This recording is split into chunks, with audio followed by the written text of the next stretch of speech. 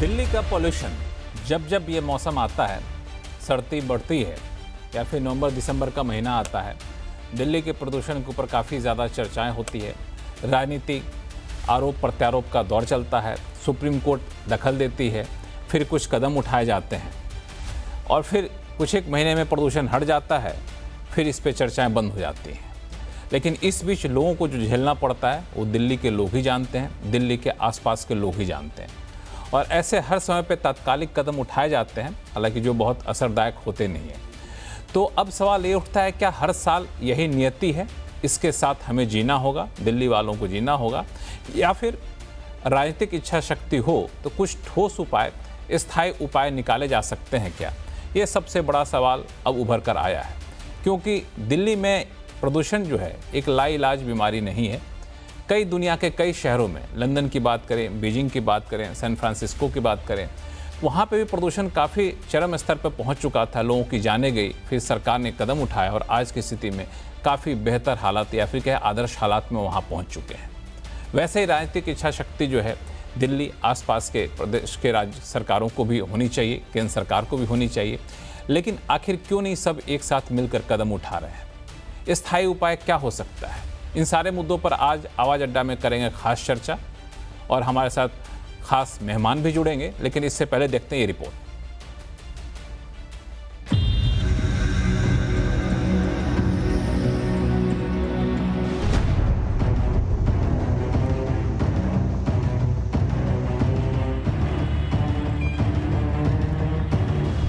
दिल्ली में दिवाली के कुछ दिन पहले से शुरू हुआ प्रदूषण का कहर अब बेहद खतरनाक स्तर पर पहुंच गया है।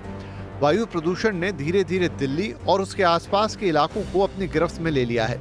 आज सुबह दिल्ली के कई इलाकों का औसत एयर क्वालिटी इंडेक्स 500 के ऊपर दर्ज किया गया। क्या बच्चे और क्या बुजुर्ग, प्रदूषण से बचने के लिए चेहरों पर मास्क ने अपनी जगह बना ली। प्रदूषण को बढ़ता देख दिवाली के पहले से ही दिल्ली सरकार ने कुछ कदम उठाने शुरू किए थे, लेकिन इसका असर नहीं दिखा। दिल्ली में देखते देखते ग्रैब का चौथा चरण लागू हो चुका है। गाड़ियों से लेकर कंस्ट्रक्शन एक्टिविटीज पर कई पाबंदियां लगा दी गई हैं। स्कूल कॉलेज बंद करके पढ़ाई ऑनलाइन कर दी गई है। दिल्ली सरकार केंद्र सरकार को चिट्ठी लिखकर कृत्रिम बारिश करवाने की भी मांग कर रही है।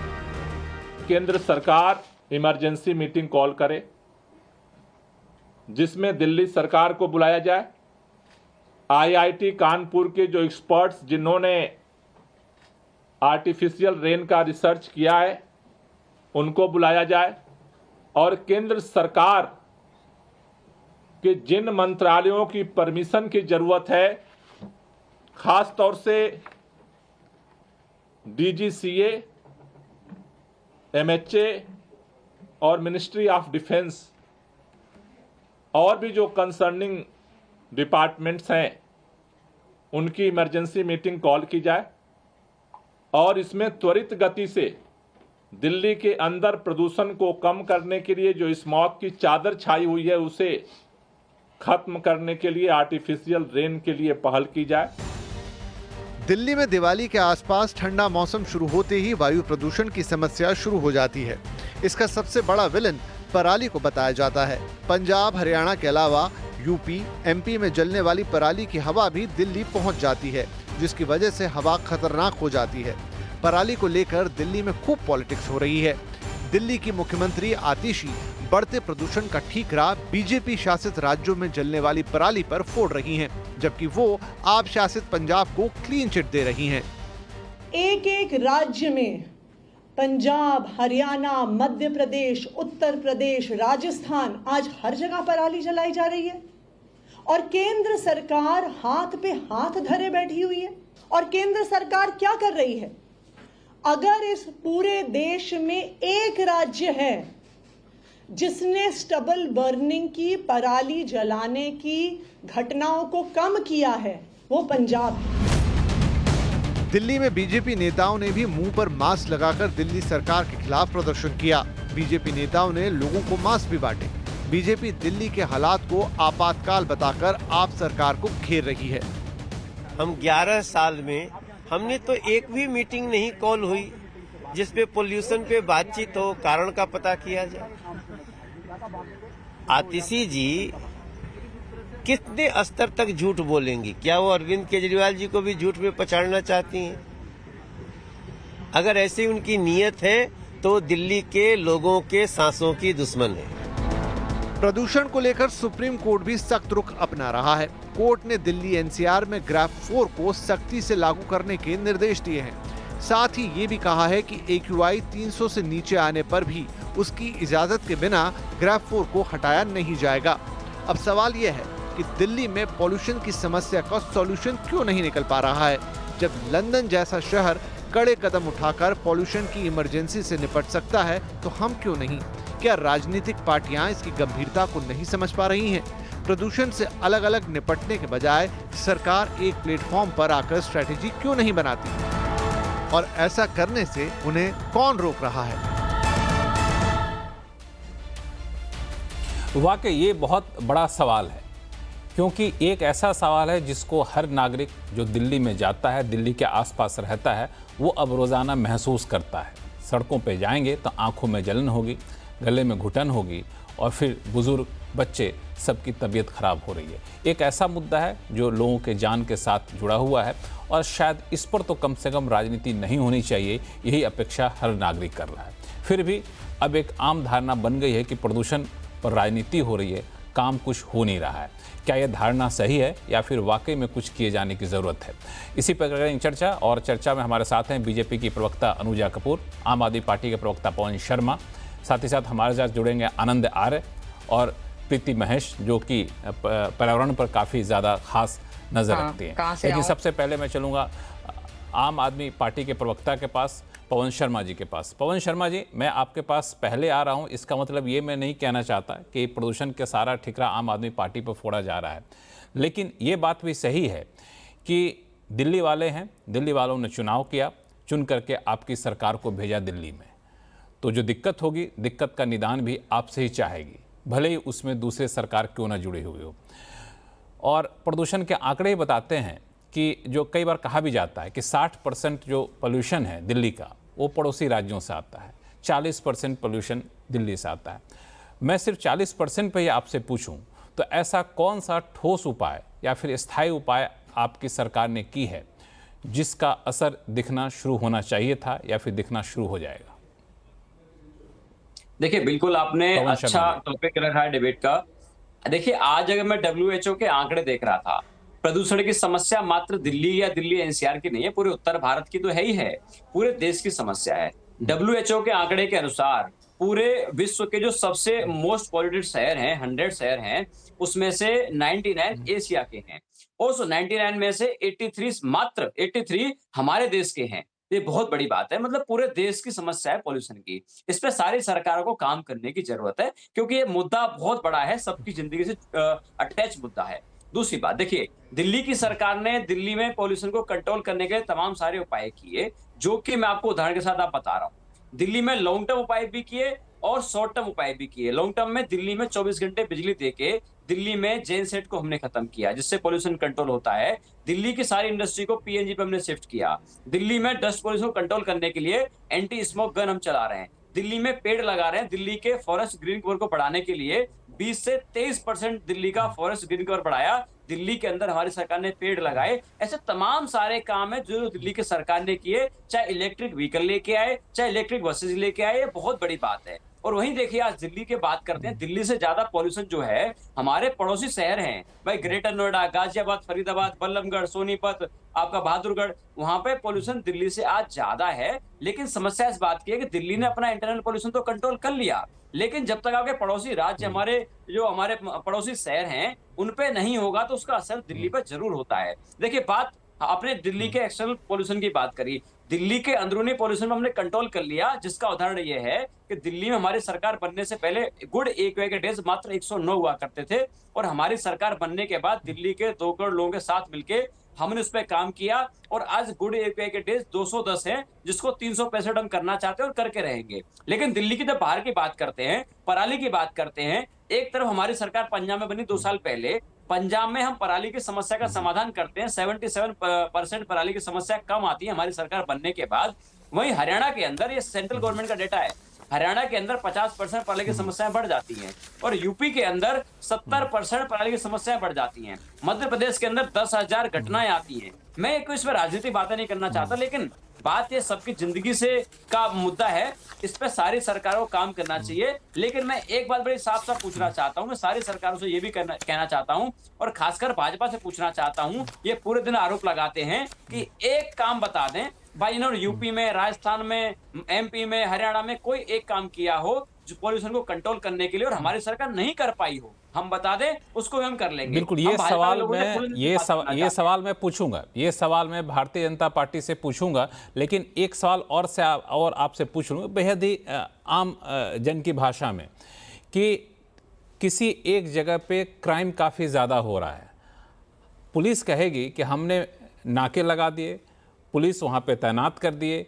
बैरिकेटिंग कर दी, वहाँ पे पुलिस की गश्ती बढ़ा दी, लेकिन इसके बावजूद अगर क्राइम हो रहा है तो हम तो यही कहेंगे ना कि आपने जितने भी कदम उठाए उससे मुझे क्या, मुझे तो रिजल्ट चाहिए था, जो रिजल्ट आप दे नहीं पा रहे हैं। देखिए, आपने बिल्कुल अच्छी बात कही है, मैंने आपको आउटकम बताया। हमारी सरकार बनने से पहले जो गुड एक्वे के डेज 109 हुआ करते थे, हमने उस पर काम किया दिल्ली के 2 करोड़ लोगों के साथ मिलकर, और वो गुड एक्वे के डेज 210 हो गए। ये बहुत बड़ी बात है, जो कि 365 होने चाहिए। लेकिन आज देखिए, पॉल्यूशन किसी राज्य की बाउंड्री नहीं दिखता। पॉल्यूशन को नहीं पता कब हरियाणा लग गया, कब यूपी लग गया, कब राजस्थान लग गया। पॉल्यूशन पर जब तक सारे पड़ोसी राज्य काम नहीं करेंगे, समस्या का समाधान होना, दिल्ली में तो आपने कर लिया, दिल्ली के लोगों ने कंट्रोल कर लिया, लेकिन हमारे पड़ोसी राज्यों को भी करना पड़ेगा। देखिए, आज देखिए, दिल्ली के अंदर दिल्ली की सरकार इलेक्ट्रिक व्हीकल लेके आई, और आनंद विहार के अंदर आज भी यूपी से बसें आ रही हैं, डीजल पे आ रही हैं। जब दिल्ली की सरकार दिल्ली की बसों को इलेक्ट्रिक व्हीकल पे कन्वर्ट कर सकती है, तो यूपी की सरकार को करना चाहिए। जब पंजाब की सरकार पराली की समस्या पर, दिल्ली की सरकार पराली की समस्या पे काबू कर सकती है, तो हरियाणा की, यूपी की सरकार को करना चाहिए। जब जो काम हमारी सरकार कर सकती है, तो बाकी सरकारें क्यों नहीं कर सकती? भाई, इच्छा शक्ति कमी हो सकती है। आपने देखा होगा लक्ष्मण जी, आज भी केंद्र सरकार के पर्यावरण मंत्री का आपने कभी देखा है? उनका ट्विटर हैंडल खोल के देखिए आप, पॉल्यूशन की समस्या में पिछले 1 साल के अंदर एक भी ट्वीट नहीं है, एक भी बैठकें नहीं है, जिसपे कि सारी बैठकें करके सारे राज्यों के साथ बातचीत करनी चाहिए कि समस्या का समाधान कैसे होगा। भाई, दिल्ली का होता तो दिल्ली में तो हम कर रहे हैं। हालांकि प्रदूषण को लेकर के जो सबसे महत्वपूर्ण मुद्दा जो होता है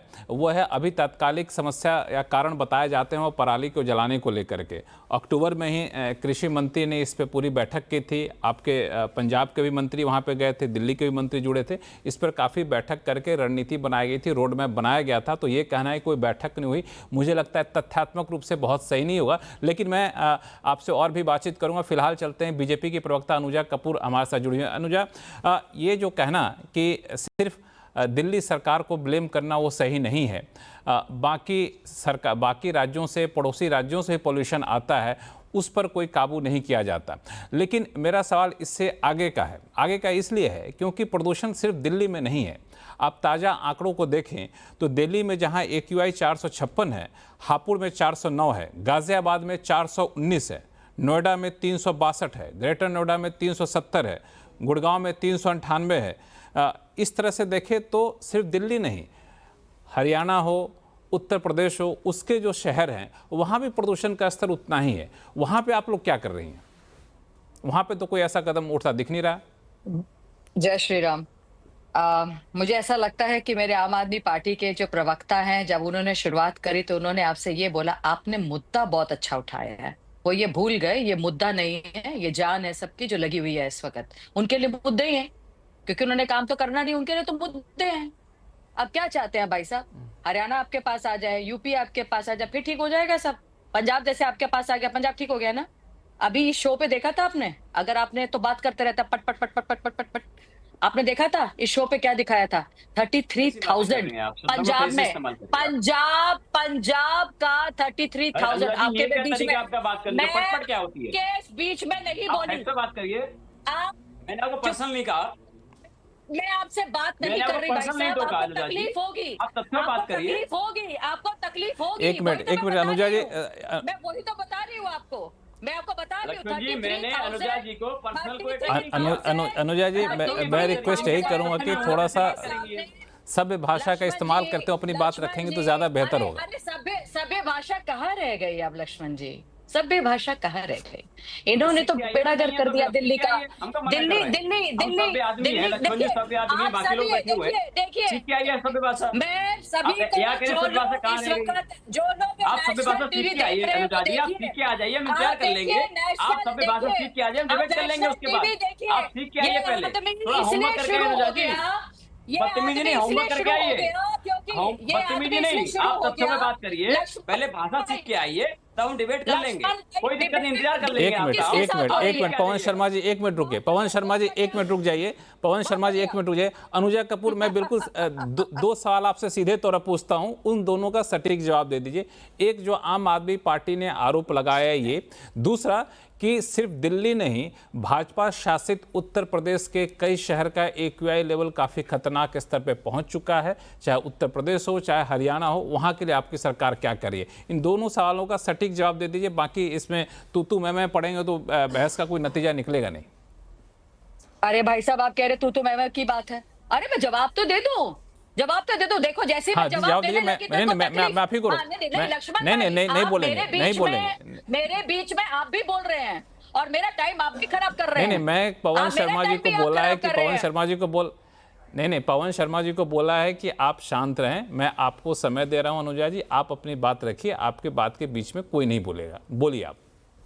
देखिए, मैं आपसे ये बात, आपका टेलीविजन भी बता रहा है, आपके आंकड़े बता रहे हैं कि 33,000 केसेस पंजाब में आपका 15 सितंबर से 10 नवंबर के बीच में हुआ है, और आप ही ने दिखाया है हरियाणा, पंजाब, उत्तर प्रदेश, राजस्थान। उसके आपने मुझे आंकड़े जो दिखाए हैं वो 1000 या 2000 में दिखाए हैं सामने। ये अगर यही आपने जो मुझसे सवाल पूछा वो आपने खुद ने जवाब दे दिया कि 33,000 पंजाब अगर कर रहा है तो हरियाणा और हम लोग क्या कर रहे हैं, तो आपके आंकड़े खुद बता रहे हैं। ये देखिए, आप देखिए आपका जो 3023 के अंदर आपका जो इस हिसाब से जो चीजें सामने आ रही हैं, एक आपको मैं और बता देती हूँ। पंजाब में अगर नवंबर 15 का देखते हैं तो 136 केसेस सामने आए, 404 केसेस नवंबर 16 में सामने आए। हरियाणा में 25 है तो नवंबर 17 में 2 हैं। यूपी में 46 नवंबर 16 में, 200 नवंबर 17 में। राजस्थान में 52 केसेस है, 65 में नवंबर 17 में है। तो आप ये मुझे बताइए कि जो आप आंकड़े मुझे दिखा रहे हैं या मुझसे बात कर रहे हैं, उन आंकड़ों में यही मीडिया दिखा रही है सभी को। आप सामने बात की करते हैं तो ये बताइए कि पंजाब 86% पर झुलझ रहा है, और ये जो सामने जो आंकड़े आए हैं ये IITM की सैटेलाइट बताती है 1 नवंबर से कि 35% दिल्ली का जो पोल्यूशन है वो पंजाब के स्टबल बर्निंग पर आया। मैं पूछती हूँ अपने भाई से कि जो CBG का जो प्लांट आपने लगाना था, जो लड़ाई आपके पंजाब के फार्मर जो है, जो वहां के किसान आपके खुद के CM के घर के आगे बैठ के धरना दे रहे थे, वो क्यों दे रहे थे? ये आप बताइए, क्या आप विफल हैं या नहीं हैं? क्योंकि CBG के प्लांट्स आपके 38 में से सिर्फ 5 चल रहे हैं। कहाँ है आपके प्लांट्स, और क्यों आपके CBG के प्लांट्स वर्क नहीं कर रहे? ट्विटर कर रहा है सुखपाल सिंह खेड़िया, उसने 15 अक्टूबर 2017 को उसने सुखपाल सिंह ने ये बोला था कि इधर इम्प्लीमेंट NGT ऑर्डर्स, या तो आप NGT के ऑर्डर को इम्प्लीमेंट कीजिए या पे ₹5,000 पर एकड़ subsidy to farmers, stop cases और we will burn paddy stubble. तो आप मुझे बताइए, क्या ये उनका आक्रोश है? क्यों आप पंजाब में लोगों को समझा नहीं पाए? दूसरी, हवा की बात अगर करें तो पंजाब को छोड़ देती है हवा, और पंजाब को छोड़कर दिल्ली में आ जाती है। पंजाब के अंदर हवा नहीं आ रही है, पंजाब को छोड़कर आ गई है यहाँ पर। ई रिक्शा की बात, आप व्हीकल्स की, बसेस की बात करते हैं तो मैं आपको बता दूं, सेंट्रल गवर्नमेंट ने आपको 921 बसेस सब्सिडी ₹416.82 पर दिया। 579 बसेस मोदी सरकार ने आपको सब्सिडी ₹262.04 पे दिया। आप ग्रैप 1, ग्रैप 2, ग्रैप 3, अब ग्रैप 4 में आप फेलियर हैं। आपने बायोकेमिकल जो तो आपने 2020, 2021, 2022 के अंदर आपने बात करी थी, आपने कितना स्पेंड करा? 3 लाख रुपया। आपने 3 लाख वहां पर उसको सॉल्यूशन को बाय करने में आपने लगाया, और आपने एडवर्टाइज करने में कितना किया, और कितने लोगों को उसमें 955 किसानों को सिर्फ उसका बेनिफिट हुआ। उसके बाद ये गायब हो गए। स्मोक गन की बात करता है मेरा भाई। नहीं मैं कर लू ना भाई, कर लू बात कर ले दो। स्मोक गन की बात करते हैं। आप बताइए कितने स्मोक हाउस टावर्स चल रहे हैं? एक स्मोक हाउस टावर चल रहा है जिसका 400 और 500 के अंदर, वो भी आपने बंद करके बैठे हैं। आप मुझे ये बताइए कि आपका काम कहां है, क्योंकि उसका मेंटेनेंस आप करते नहीं, इसीलिए आपकी तकलीफ इतनी ज्यादा है। आप कहते हैं कि आपने प्लांट्स लगाए, कितने आपने प्लांटेशन ट्रीज की आपने करी है? क्योंकि मोदी गवर्नमेंट ने तो 36 अनुजा मिलियन जी, ट्रीज हमारे लगाए शो में 2024 कई के सारे अंदर। गेस्ट भी हैं। तो मुझे आप आप बातें जो बताइए, कर रही हैं तथ्यों के आधार पर कर रही हैं। आपको बात रखने का मौका और दिया जाएगा। थोड़ा सा समय की कमी रहती क्योंकि बाकी गेस्ट भी होते हैं। आपकी सारी बातों का जवाब भी लिया जाएगा। हमारे साथ पर्यावरणविद हैं, आनंद आर्य हैं, प्रीति महेश हैं, उनसे भी पूछूंगा। लेकिन फिलहाल अनुजा जी ने जो सवाल उठाए हैं, मैं चाहूँगा कि आम आदमी के प्रवक्ता इस पर संक्षिप्त में अपना जवाब रखें, फिर मैं बाकी दो मेहमानों के पास जाऊँगा। पवन शर्मा जी। देखिए, दो बातें थी। पहली बात तो मैं सवाल पूछा था, आंसर नहीं कर पाई कि इन्होंने अपने राज्य में जो दिल्ली से ज्यादा पॉल्यूशन है, कोई ऐसा एक काम किया हो जो हमारी सरकार ने नहीं किया हो, ये नहीं बता पाई। दूसरी बात, वाह भाई भाई वाह, देखिए तो WHO ईवीआर कहते, बसेस किसने देखिए दिए? अनुजा बीच में नहीं, बसेस अनुजा बीच किसने में नहीं, दिए? देखिए नहीं, आप बीच में नहीं, अनुजा किसने जी। दिए? अरे भाई, आप दिल्ली में बसेस अनुजा जी, देंगे, एक मिनट इनको जहाँ अपनी हमारी बात रखने सरकार है, दीजिए, तो फिर बीच में आपको नहीं, आप बोलने बीच का में मौका देंगे, दिया कैसी बातें जाएगा। कर रही हैं आप? अनुजा जी, भाई आप देखिए, लक्ष्मण जी देखिए, ये फंस गई भाई। जो हमारी सरकार, देखिए आम आदमी पार्टी सरकार दिल्ली में है, आप बताइए बीजेपी क्या सारी बसें हमको देगी, जहाँ यूपी में हरियाणा में इनकी सरकार एक बस नहीं देगी? भाई यूपी से दिल्ली में आज भी डीजल की बसें जा रही हैं। अरे भाई, WHO के अनुसार तो 83 शहर तो आपके हैं पूरे देश के अंदर। आपने पूरे देश को झोंक ठीक है, दिया मुझे पॉल्यूशन में। आपने पूरे देश में एक काम किया तो बता दो। मुझे लगता है भाई, कि पैसे अनुजा जी तो और आपके पवन हैं। शर्मा जी, आप दोनों को रोकना होगा थोड़ी देर के लिए। बाकी हमारे दो मेहमान हैं, उनसे बातचीत करते हैं। तब तक आप लोग सोच लीजिए कि किस तरह से बातें करनी है, क्योंकि ऐसे में तो फिर दर्शक के पास कुछ बात पहुंच नहीं पाएगी। आनंद आर्य जी, आपके पास मैं आऊँगा। चूँकि ये तो आरोप प्रत्यारोप चलता रहता है, आपको अगर ये देखना हो कि सरकारें तात्कालिक कदम लॉन्ग टर्म सॉल्यूशन के तौर पर कितना गंभीर दिख रही है, तो आपका असेसमेंट क्या कहता है? चूँकि कदम तो उठाए जा रहे हैं, ऐसे दावे किए जा रहे हैं सरकार की तरफ से, लेकिन जो रिजल्ट है, रिजल्ट आ नहीं रहा है। तो कहाँ प्रॉब्लम, कहाँ पे फंस रहा है? आनंद जी। देखिए, हमें आज से नहीं, कोई 10-12 साल से पता है कि कहाँ से पोल्यूशन आ रहा है, कितना उसका क्वांटम है और उसका निदान क्या है, ये सब हमको पता है। पर सवाल यह है कि जो अभी हमने पिछले 20 मिनट में आपकी डिबेट में देखा, वो थी एक पॉलिटिकल तू-तू मैं, और यही है सबसे बड़ा कारण कि ना तो कोई काम कर रहा है, ना कोई किसी तरह का आपके ऊपर दबाव बनाया जा रहा है। आम आदमी पार्टी पे नहीं बनाया जा रहा, ना आम आदमी पार्टी सेंट्रल गवर्नमेंट पे बना रही है। अब यह कहना आम आदमी पार्टी का कि 60% पोल्यूशन दिल्ली के बाहर से आता है, ये बहुत गलत है। क्योंकि जब आपका पराली से मैक्सिमम जो होता है, जिस समय पराली अपने चरम पर जलती है, उस समय 40% के करीब होता है। पर वही 40% आपका, जिसको बोलते हैं ना कि ताबूत में आखिरी कील या कैमल बैक के ऊपर आखिरी एक तिनका आप स्ट्रॉ रखते हैं, वो सिचुएशन वहाँ है। अब रह गई बात कि चलिए पराली को छोड़ दीजिए एक दफ़ा। और एक मुझे इनका जो लॉजिक है वो ये नहीं समझ में आ रहा कि मध्य प्रदेश में या उत्तर प्रदेश में या राजस्थान में जब पराली जलती है तो उसका दिल्ली के ऊपर कैसे असर पड़ता है, क्योंकि जो हवा है वो दिल्ली के अंदर 95% ऑफ द टाइम इस समय वो नॉर्थ से या नॉर्थ वेस्ट से आती है। तो ये कहना कि भाई यूपी के अंदर पराली जल रही है, वहाँ पराली जल रही है, ये सब मुद्दे से भटकाने की बातें हैं। अब सवाल यह है कि हमें पता है कि आपका वेहिकुलर पोल्यूशन बहुत होता है यहाँ पे, कभी 20% भी होगा, कभी 18% भी होगा, कभी 30% भी होगा। तो उसके निदान के लिए जो सुप्रीम कोर्ट का सबसे पहला ऑर्डर था कि 11,000 बसें तो उनके ऑर्डर में थी, और वो थी 2011 या 12 के अंदर तैयार होनी थी। अब 11 से आप 24 में आ गए हैं, तो आपको 6-7 हज़ार बसें और भी चाहिए। तो क्या दिल्ली के अंदर 11,000 बसें हैं?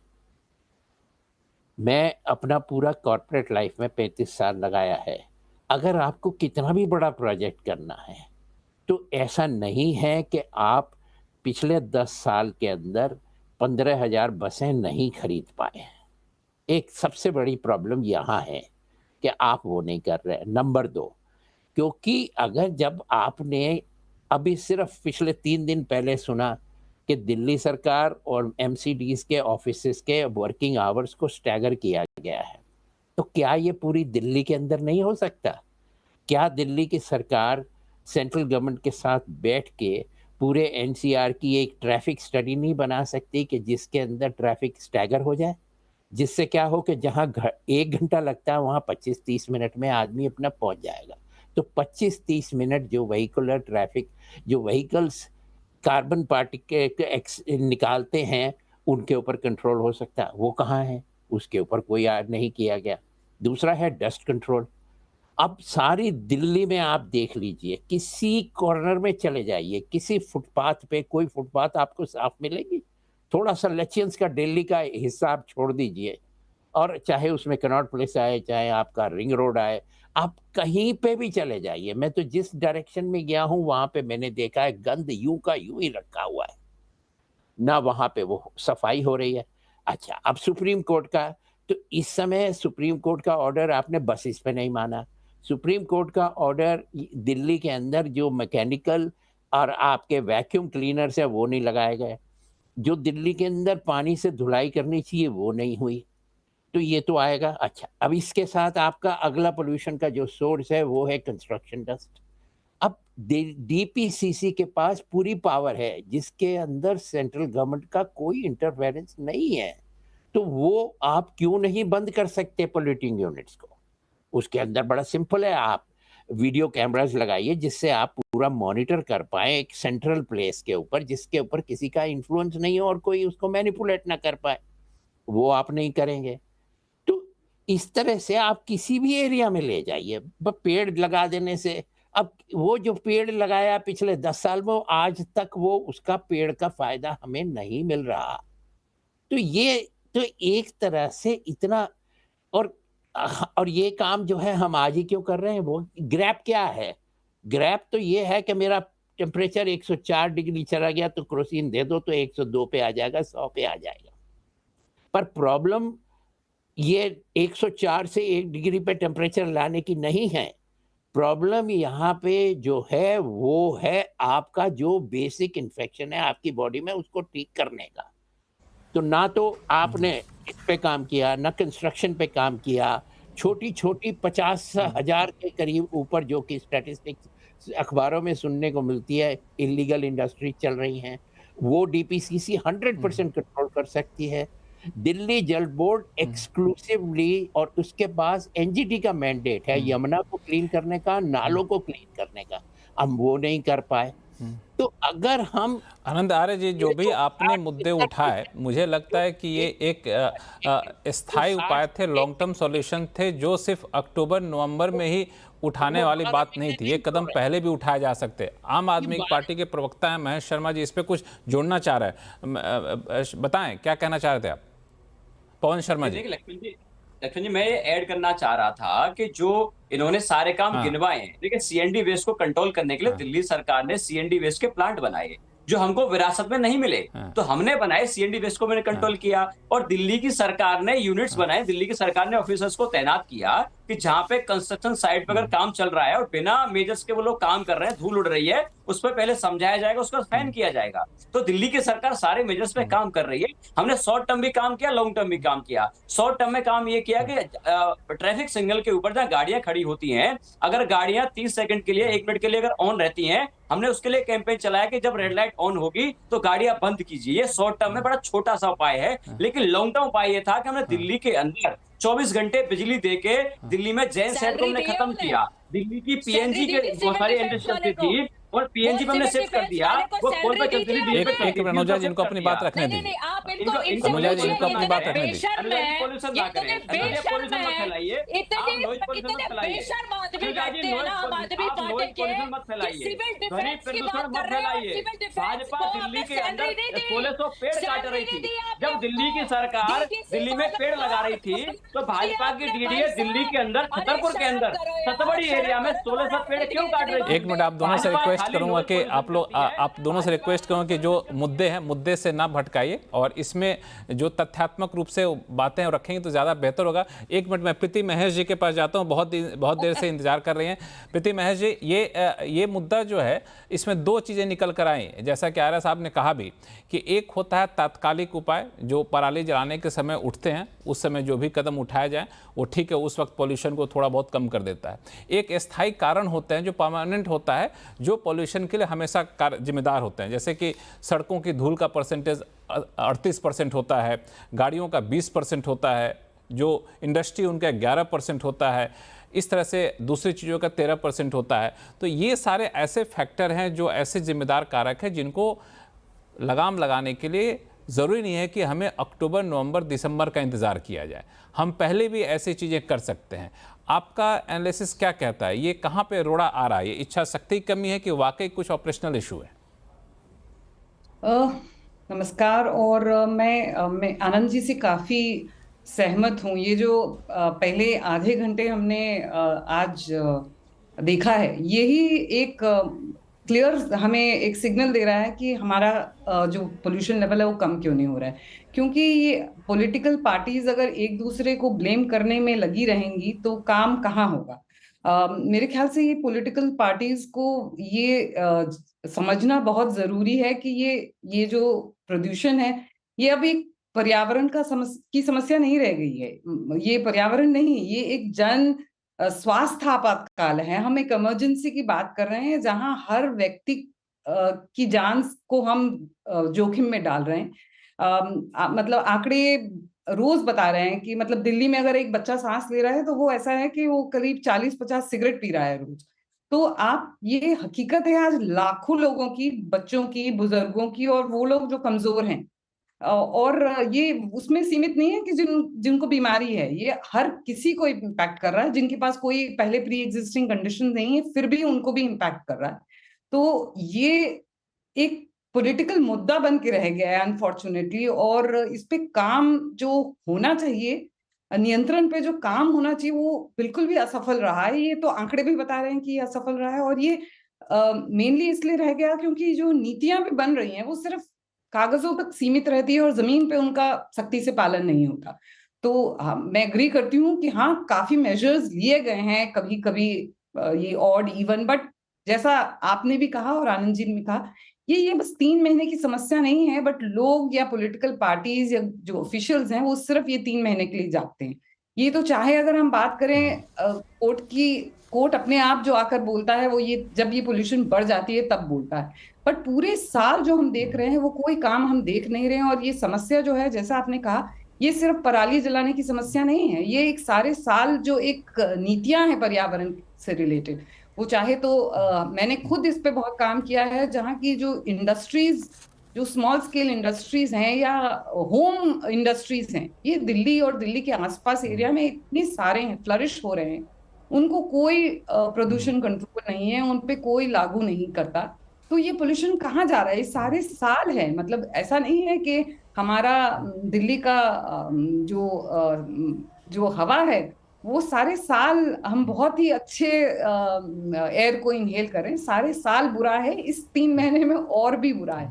तो मुझे यही मेरे ख्याल से बीजेपी और आम आदमी पार्टी और जितनी भी पार्टीज हैं, ये सिर्फ ये 2 पार्टीज की बात नहीं कर रही मैं, ऑब्वियसली ये पॉलिटिकल मुद्दा नहीं है, ये एक बहुत ही इमरजेंसी बात है। और इन सबको साथ में आकर इसके लिए सोल्यूशन ढूंढना चाहिए। और सोल्यूशन है, जैसा आपने भी पहले कहा, ये पॉसिबल है।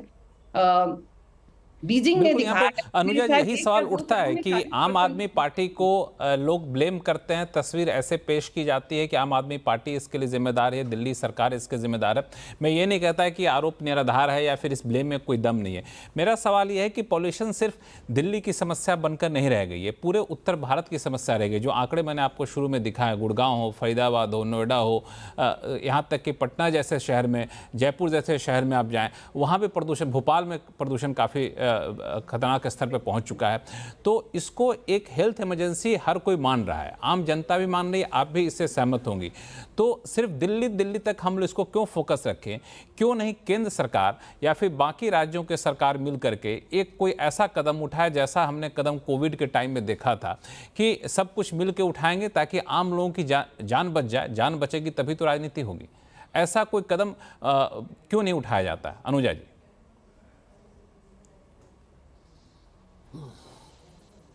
आपको क्या लगता है कि कदम कोई उठाना नहीं चाहता या कोई उठा नहीं रहा? ये कहना बहुत आसान है भाई कि आप लोग यहाँ पर बैठते हैं, मीडिया में बैठ रहे हैं और कह देंगे कि वो नहीं हो रहा है, आप चुप रहिए।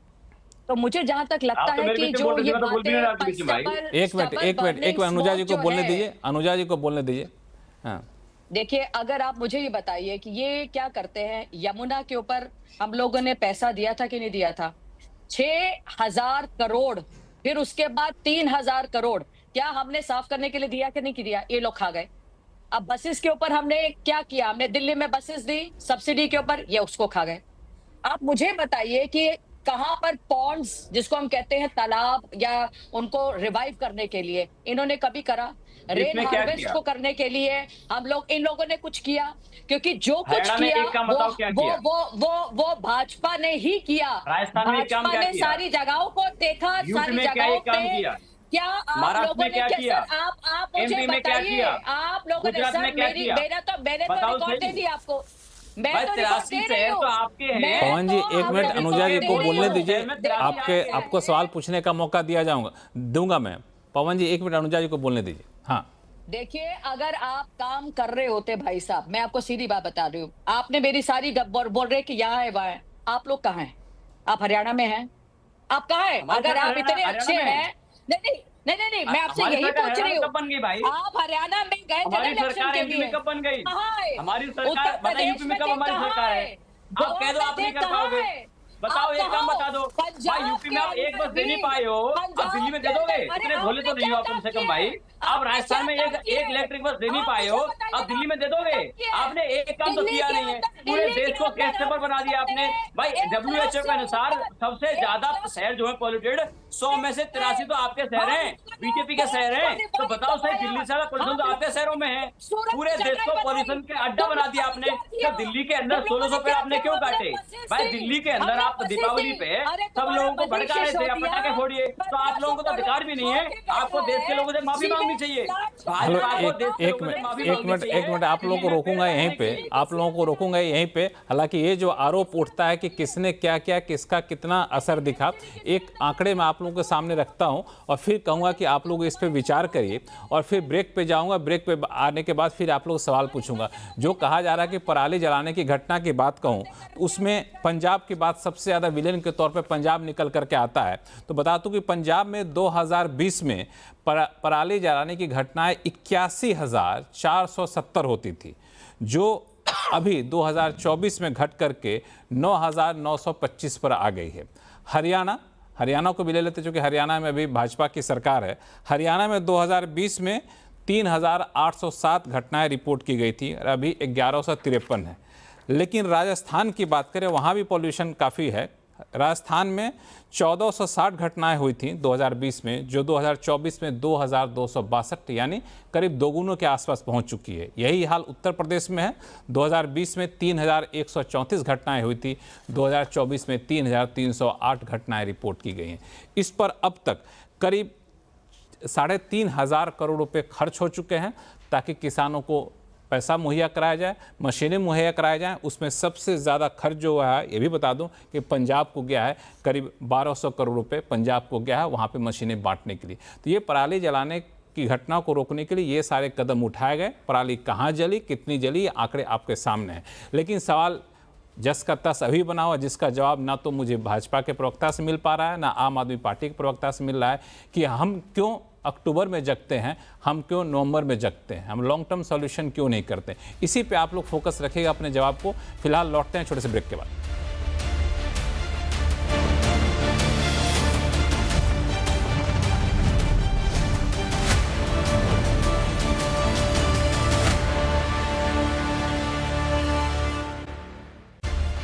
आनंद आर्य जी, मैं आपके पास सबसे पहले आऊंगा। ब्रेक पे जाने से पहले हम चर्चा कर रहे थे कि स्थायी उपाय हम लोग क्यों नहीं कर सकते हैं। चर्चा मुद्दा ये था कि दिल्ली में प्रदूषण का स्तर खतरनाक होता है, चर्चा सिर्फ अक्टूबर, नवंबर, दिसंबर में क्यों होती है। आनंद आर्य जी, मैं आपसे पूछूं कि अगर आपको सुझाव देने हों कि अभी के सरकार को कुछ स्थायी कदम उठाने चाहिए राज्य स्तर पर और केंद्र स्तर पर, चूँकि हम दिल्ली को आइसोलेशन में देख नहीं सकते, दिल्ली का जो भौगोलिक स्थिति है और उसके हिसाब से दिल्ली को संवारने में बाकी राज्यों का, केंद्र सरकार का भी योगदान काफ़ी महत्वपूर्ण होता है, तो आप क्या सुझाव देंगे?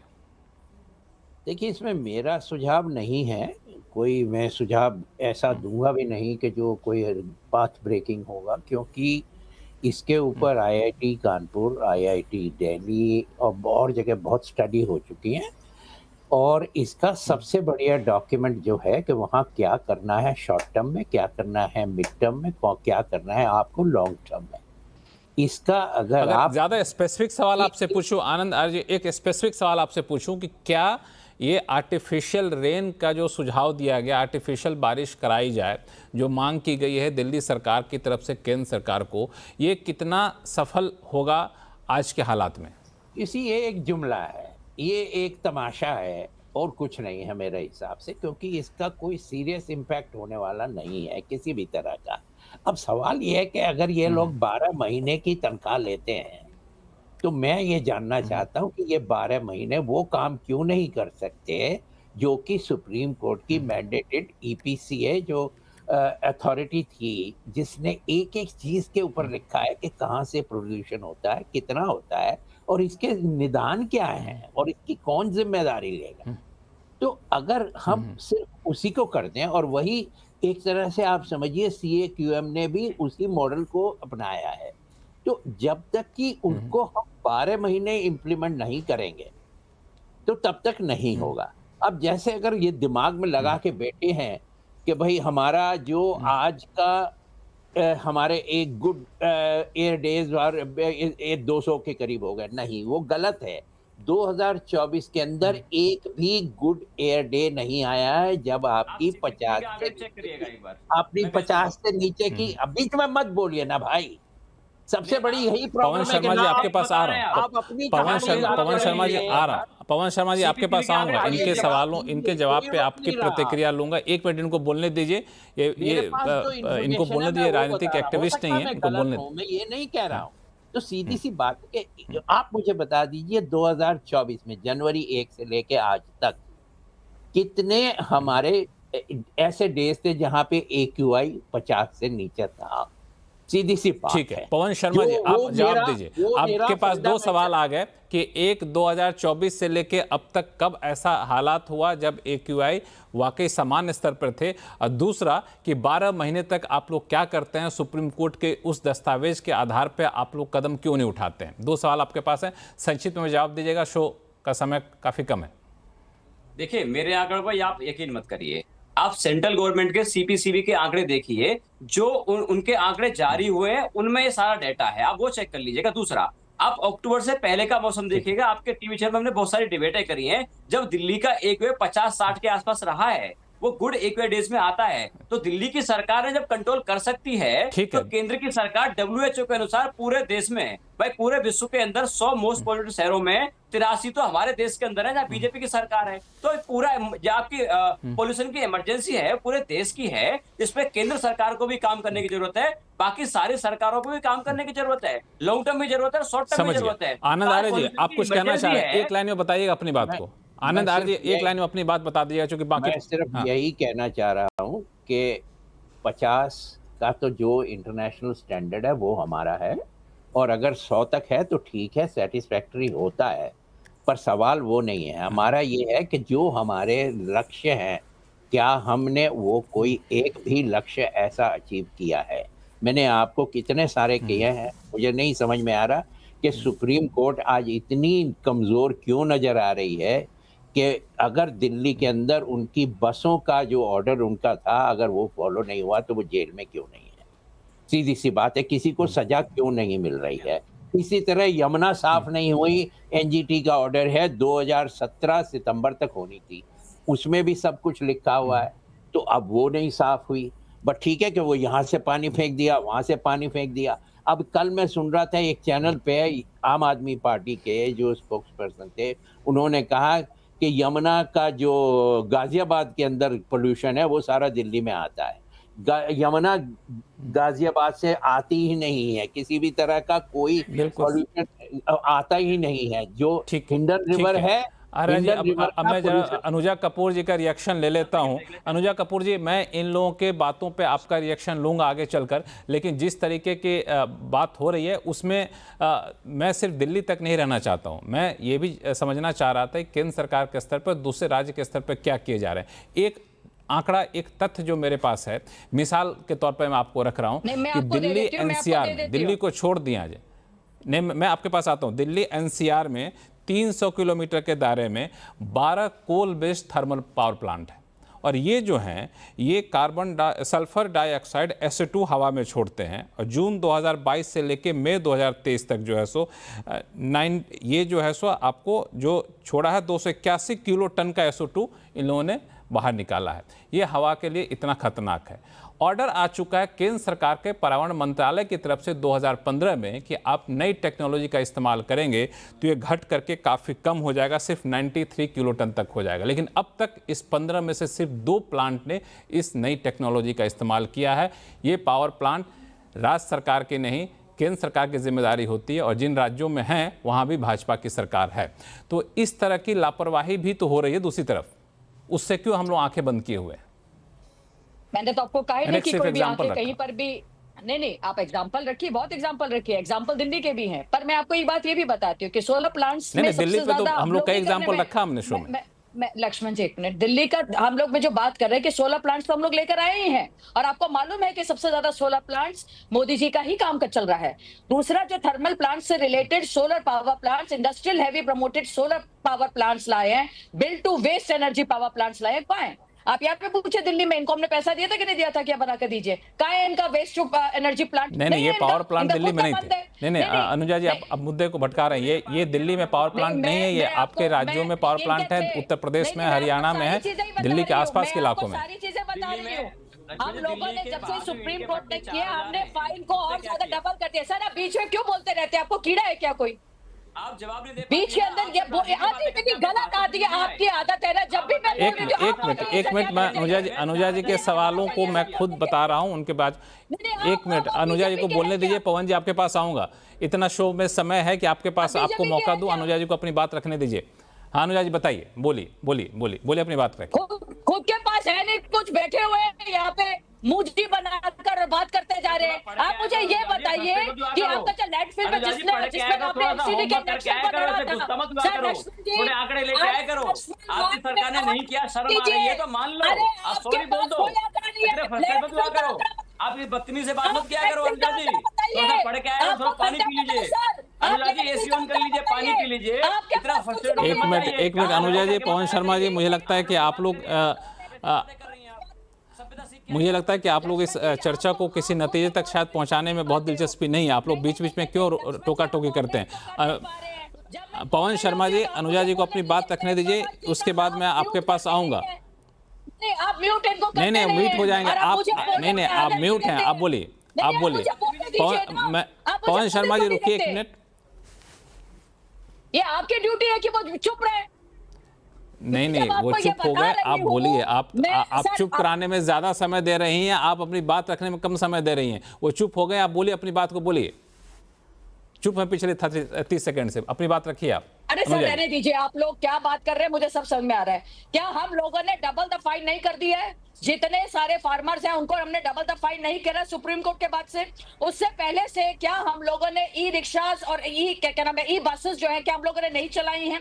क्या सीएनजी और एलपीजी से रिलेटेड क्या जो घर के अंदर उज्ज्वला योजना चल रही है, क्या उसको हम लोगों ने नहीं देखा है?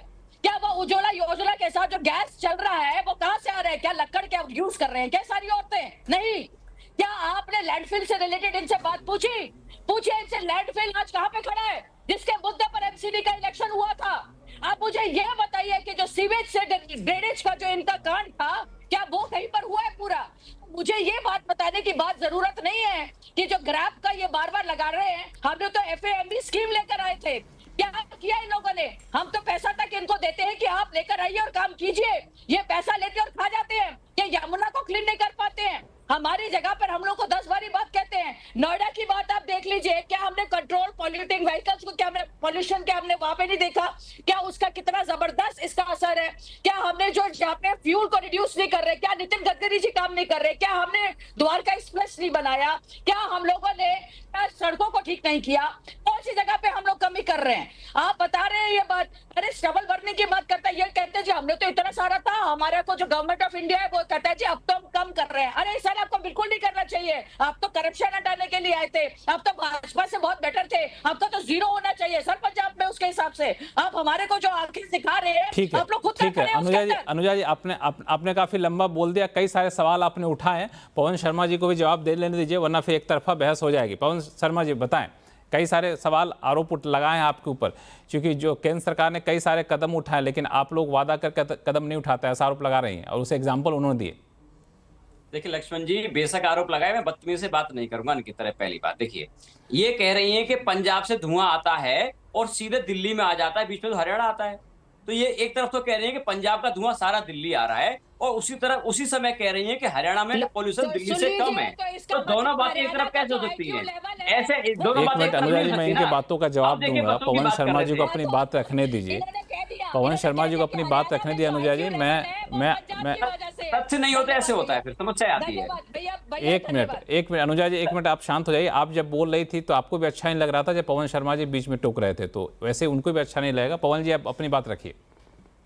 देखिए मैं बड़ा साफ साफ पूछा था कि भाई, मैंने आपको बताया कि एक तरफ कह रहे हैं कि हरियाणा में पॉल्यूशन नहीं है, दिल्ली पॉल्यूशन ज्यादा है, और उसी समय कह रहे हैं कि पंजाब का धुआं सीधा दिल्ली आ रहा है, मतलब बीच में हरियाणा नहीं पड़ रहा, धुआं कैसे आएगा? कोई जवाब नहीं था। इन्होंने ये नहीं बताया कि 12 थर्मल पावर प्लांट जो है वो NCR के एरिया में और तीनों जगह भारतीय जनता पार्टी की सरकार है, उसमें जो नई टेक्नोलॉजी को इस्तेमाल करने के लिए जो सुप्रीम कोर्ट के भी आदेश थे उसमें उन्होंने कुछ नहीं किया। दिल्ली NCR के अंदर 4000 ईंट के भट्टे हैं, 4000 ईंट के भट्टे पोल्यूशन फैलाते हैं, उसको कंट्रोल करने के लिए काम नहीं किया। यूपी से आज भी इनकी डीजल की बसें आ रही हैं जो आनंद विहार के अंदर पोल्यूशन फैला रही हैं, इलेक्ट्रिक व्हीकल छोड़ दिए, CNG तक नहीं कन्वर्ट कर पाए। तो दिल्ली की सरकार को, जो हमारी सरकार है, वहां लोग बस देंगे और अपनी सरकार में नहीं देंगे। कैसी ऐसी की बातें कर रही हैं आप लोगों से। आपके जहां शहर है अनुजा जी और महेश, पूरे देश को गैस चैम्बर बना दिया आपने। दिल्ली के अंदर 1600 पेड़ काटे आपने, दिल्ली के लोगों को पोल्यूशन के नाम पे भड़काया। तो आपको तो कम से कम माफी मांगनी चाहिए देश के लोगों से। पेड़ आपने काटे। एक मिनट अनुजा जी और पवन शर्मा जी, आप दोनों के पास सवाल लेकर के फिर से आऊंगा। दोनों लोग शांत हो जाइए, आप दोनों लोग शांत हो जाइए। आप लोग पास फिर से सवाल लेकर के आऊंगा जो आप लोगों के लिए काफ़ी कह सकते हैं निर्णायक जवाब दे सकती हैं आप लोग चाहें तो। लेकिन 1 मिनट के लिए आप लोग शांत हो जाइए। प्रीति महेश के पास चलते हैं। प्रीति, ये जो सारा आरोप प्रत्यारोप चलता है, तात्कालिक कदम उठाए गए, स्थायी कदम उठाए गए, लेकिन हमने दुनिया के कई सारे शहरों में देखे कि जहां राजनीतिक इच्छा शक्ति थी, जैसा शुरू में एग्जाम्पल भी दिया गया, चाहे लंदन हो, सैन फ्रांसिस्को हो, बीजिंग हो, वहाँ पे चीज़ों को कंट्रोल कर लिया गया। क्या दिल्ली की भौगोलिक स्थिति ऐसी है कि हम लोग वाकई उस स्तर पर पहुँच सकते हैं अगर कदम उठाए जाए तो, या फिर नहीं, हम लोगों के लिए वो दिन देखना शायद सपना ही रहेगा? नहीं, मुझे लगता है कि अगर पॉलिटिकल विल रहा और इसकी अगर ग्राउंड लेवल पे सचमुच में काम हुआ तो हम उस लेवल पर पहुंच सकते हैं। हम अगर बीजिंग की भी बात करें, उन्होंने एक टारगेट रखा था कि 25% प्रदूषण कम करेंगे 5 साल में, और उन्होंने एक्चुअली 35% कम किया था उसी दौरान 5 साल में। तो ये एक पॉलिटिकल विल की बात है और इसको ग्राउंड पे किस तरह से इम्प्लीमेंटेशन करना है उसकी बात है। अगर इस तरह की तू मैमे और ब्लेम गेम चलती रहेगी तो मुझे ये बहुत ही चिंताजनक है। अगर इसी तरह से चलेगा तो नहीं लगता कि कुछ भी असर हमें ग्राउंड पे देखने के लिए मिलेगा। और मुझे लगता है यही कारण है। एक एक लाइन में मैं जवाब लूंगा पवन शर्मा जी से। पवन शर्मा जी, एक लाइन में जवाब दीजिएगा, समय बिल्कुल नहीं है हमारे पास। कि दिल्ली में प्रदूषण कम होने के लिए क्या आपकी सरकार का पड़ोसी राज्यों में होना ज़रूरी है, या फिर केंद्र में आपकी सरकार का होना ज़रूरी है, या फिर आपको लगता है कि दिल्ली अपने दम पे प्रदूषण कम कर लेगी? एक लाइन में जवाब दीजिएगा। देखिए, मेरा मानना है कि सरकार किसी की भी हो, उसको पॉल्यूशन पे काम करना चाहिए, क्योंकि सबकी जिंदगी से, सारी पार्टियों के लोग रहते हैं, उनकी सेहत से खिलवाड़ नहीं होना चाहिए। पॉल्यूशन का मुद्दा इसलिए भी जरूरी है कि अनुजा कपूर जी, नहीं देखता है। अनुजा कपूर जी, यही सवाल मैं आपके पास लेकर के आऊं कि दिल्ली में प्रदूषण, जैसा कि आप कह रही हैं कि आम आदमी पार्टी काबू पाने में नाकाम रही, आपके हिसाब से भाजपा क्या कर सकती है इसको कम करने के लिए, या फिर केंद्र सरकार क्या कर सकती है? क्या उपाय है आपके हिसाब से? बाकी चीजें तो देख लिया हमने जितना, एक लाइन में बताएंगे आप? भाजपा ऑलरेडी कर रही है भाई साहब, हमारे मिनिस्टर इनके साथ बैठकर मीटिंग करते हैं। अभी गोपाल राय जी ने मीटिंग बुलाई थी, कोई इनके में आता नहीं है। गोपाल राय जी से आप पूछिए क्यों नहीं आए। अभी इन्होंने दोबारा से मीटिंग उसका 3 बजे के करीब बुलाई। तो मैं आपसे यही पूछ रही हूँ कि इनका प्रचार विसार करने का कोई, इनका काम करने का कोई मतलब नहीं है। ये सब पैसा कमाने वाली मशीन है। मैं समझ गया कि मुझे अगर हालात यही रहे, ठीक है, मैं समझ गया अनुजा जी, मैं समझ गया आपकी बात को। लेकिन एक बात तो तय है कि अगर स्थिति ऐसे ही रही, ऐसे ही कदम उठाते रहे और ऐसे ही अगर राजनीतिक आरोप प्रत्यारोप होते रहे, तो मुझे लगता है कि दिसंबर जनवरी के बाद चर्चा भले ही खत्म हो जाएगी, लेकिन अगले साल फिर हालत जस के तस बनी रहेगी। लेकिन जो राजनीतिक इच्छा शक्ति चाहिए, ना तो वो उस तरीके से दिख रही है और ना ही उस तरह से कदम उठाए जा रहे हैं। मुझे लगता है कि इस पर बहुत ही गंभीरता से हम सभी को विचार करना चाहिए, क्योंकि आम लोगों की ज़िंदगी के साथ खिलवाड़ है और इसमें कहीं कोई दो राय नहीं कि हर कोई यहाँ पे परेशान है। जो राजनेता हैं उनको भी दिक्कत होती होगी, ये सड़कों पर उतरते होंगे, कुछ महीने बाद चुनाव में उतरेंगे, उनको भी दिक्कत होती होगी। इसको कम से कम राजनीति से ऊपर उठकर देखना चाहिए और सिर्फ दिल्ली सरकार नहीं बल्कि सभी सरकारों को मिल करके सामूहिक कदम उठाने की बेहद ज़रूरत है। तो आप सही मेहमानों का बहुत बहुत शुक्रिया। इसी उम्मीद के साथ शो को यहीं ख़त्म करते हैं कि अगली बार जब हम लोग चर्चा करें और ख़ासतौर से अगले साल, तो शायद ये प्रदूषण का स्तर कंट्रोल में दिखे, हम लोगों के लिए बेहतर सांस लेने का मौका दिखे। आवाज़ अड्डा में फिलहाल इतना ही। देखते रहिए CNBC आवाज़। नमस्कार।